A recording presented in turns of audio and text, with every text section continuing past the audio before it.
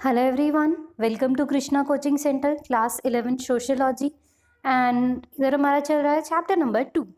अब इसमें हम देख रहे हैं कि समटाइम्स जो चेंज होता है इकोनॉमिक ऑर्गेनाइजेशन का that are not directly technological, वो सोसाइटी में भी बदलाव ला सकते हैं। They can also get the change in the society. So it is well known historical example, जैसे कि प्लांटेशन एग्रीकल्चर का अगर आप देखें, जैसे कि जो ग्रोइंग था सिंगल कैश क्रॉप, जैसे कि शुगर केन हो गया, टी हो गया, कॉटन हो गया, लार्ज स्केल का, इसकी वजह से बहुत ही हैवी डिमांड क्रिएट होती है। किस चीज़ की डिमांड? लेबरर्स की।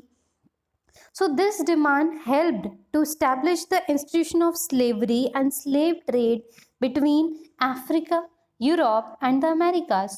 So ये जो डिमांड थी, इसकी वजह से हमने देखा कि स्लेवरी, स्लेव ट्रेड, ये सब चीज़ें प्रचलित होनी शुरू हो गई। कहाँ कहाँ पे? अफ्रीका में, यूरोप में, अमेरिकाज में, between 17th and 19th century. India में भी जो टी प्लांटेशंस थे असम के, they involve the forced migration of labor from eastern India, specially जो आदिवासीज एरिया हैं झारखंड या छत्तीसगढ़ से, वहाँ से वो फोर्स लेबर लेके जाने लगे, जिन्हें बंधुआ मजदूर कहते हैं। आज भी many part of the world में चेंजेस इन कस्टम ड्यूटीज या tariffs it brought about the international agreement and institution, जैसे कि वर्ल्ड ट्रेड ऑर्गेनाइजेशन हो गया। इन सब की ज़रूरत क्यों पड़ती है? ताकि कहीं किसी को प्रताड़ित ना किया जाए, कुछ प्रिंसिपल्स ट्रेड के फॉलो किए जाएं। So this can lead to entire industry and occupation being wiped out और लेस सडन बूम्स और period of prosperity for other industries और ऑक्यूपेशंस। सो ये सब चीज़ें क्या है? इकोनॉमिकल या technological change. Now the topic is politics.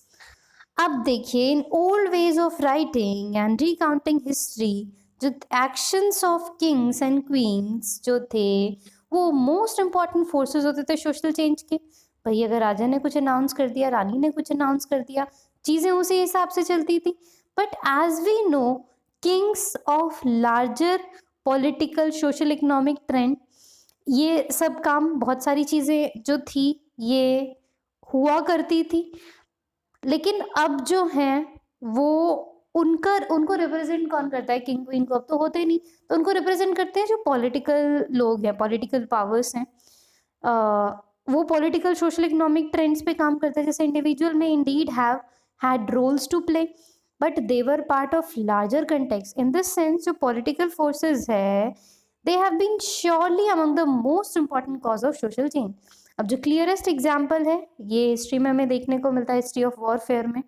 सो जब एक सोसाइटी ने वेज किया वॉर को ऑन अनदर एंड कनकर्ड और वॉज कनकर्ड, तो सोशल चेंज जो था it was actually the immediate consequence.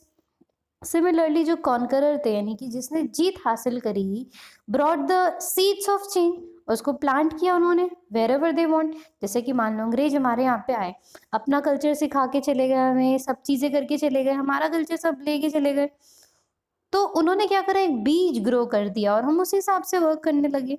So at other times the conquered were actually successful in planting seed of change among the conquerors and transform their society. बहुत ही बड़ा example है India का।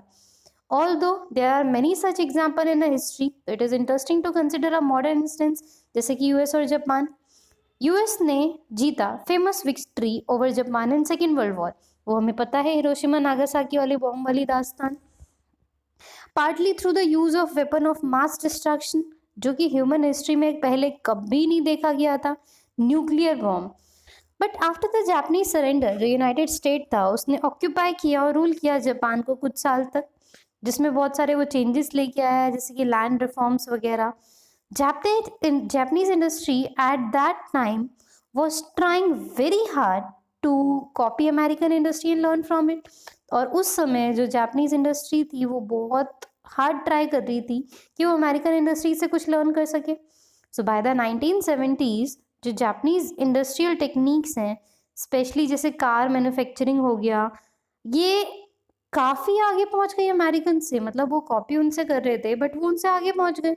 So between 1970s and 1990 जो Japanese industries थी वो पूरे world पे डोमिनेट करने लगी and force changes in industrial organization of Europe, specially US में। अब जो इंडस्ट्रियल लैंडस्केप था यूनाइटेड स्टेट का इन पर्टिकुलर, वो ऑल्टर्ड किया गया by the impact of Japanese industrial technology और प्रोडक्शन ऑर्गेनाइजेशन, यानी कि उन्हें उस कंट्री से चीज़ें सीखनी पड़ी जिसको उन्होंने गुलाम बनाया था।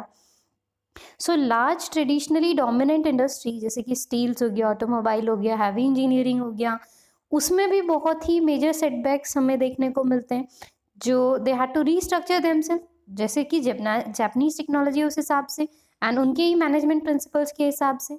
एमर्जिंग फील्ड जैसे कि इलेक्ट्रॉनिक्स हो गया, उसको भी जापानीज ने ही पायनियर किया, जापानीज ही आगे लेके आए। भाई इतनी खतरनाक बेहतरीन तरीके से वो टेक्नोलॉजिकल वर्क करते हैं। In short, within the space of 4 decade, 40 साल के अंदर ही Japan turn the tables on the United States and through the economical technological means rather than warfare. तो वॉर में भले ही यूएस ने जापान को हराया, पर जापान ने यूएस को इकोनॉमिकल और टेक्नोलॉजिकल मीन्स से हराया। So political changes need not only be international, they can have enormous social impact even at home. Although you may have thought on this way, जैसे Indian independence movement था, it did not only bring about political change in the form of the end of British rule, but it also changed the Indian society. तो Britishers को जब हमने हटाया यहाँ से, अपनी आज़ादी ली, तो सिर्फ वो नहीं गए, बहुत सारे विचार भी हमारे उनके साथ चले गए। So most recent incident to be found in Nepali people rejection of monarchy in 2006. More generally, political changes bring about the social changes through the redistribution of power across the social group and classes. तो simple वही है कि बहुत सारे हमें daily life example अपने आसपास देखने को मिलते हैं। So consider from the view point universal adult franchise जो थी 1 person 1 vote प्रिंसिपल, ये एक सिंगल बिगेस्ट पॉलिटिकल चेंज है सोसाइटी का। अब यूनिवर्सल एडल्ट फ्रेंचाइज का मतलब क्या है कि अगर मैं कोई भी हूँ तो मेरे वोट का भी वैल्यू 1, प्रेसिडेंट के वोट का भी वैल्यू 1। सो ये जो थॉट था ये सोसाइटी में बहुत मेजर चेंज लेके आया। So until modern democracy formally empowered the people with the vote and until election became mandatory for the exercising legitimate power, society was structured very differently. पहले king और queen होते थे, वो क्यों रूल क्लेम करते थे? क्योंकि वो बोलते थे डिवाइन राइट, भगवान ने हमें चुना है रूल करने के लिए, and they were not really answerable to the common people. Even when जब democratic principles of voting first introduce हुई, वो पूरे पॉपुलेशन के लिए नहीं इंट्रोड्यूस हुई, इनफैक्ट एक स्मॉल माइनॉरिटी के लिए इंट्रोड्यूस हुई थी। इन द बिगनिंग जो वोट था it was restricted to those who were born into high status, जो हाई स्टेटस थे, वेल्दी मैन थे, जिन्होंने प्रॉपर्टी थी, वही वोट दे सकते थे। ऑल वुमेन या man of lower class and subordinate ethnicity या poor working class, they were not even allowed to vote. फिर उसके बाद बहुत ही लॉन्ग स्ट्रगल हमें देखने को मिलता है और फिर ये यूनिवर्सल एडल्ट फ्रेंचाइज का कंसेप्ट हमारे सामने आता है।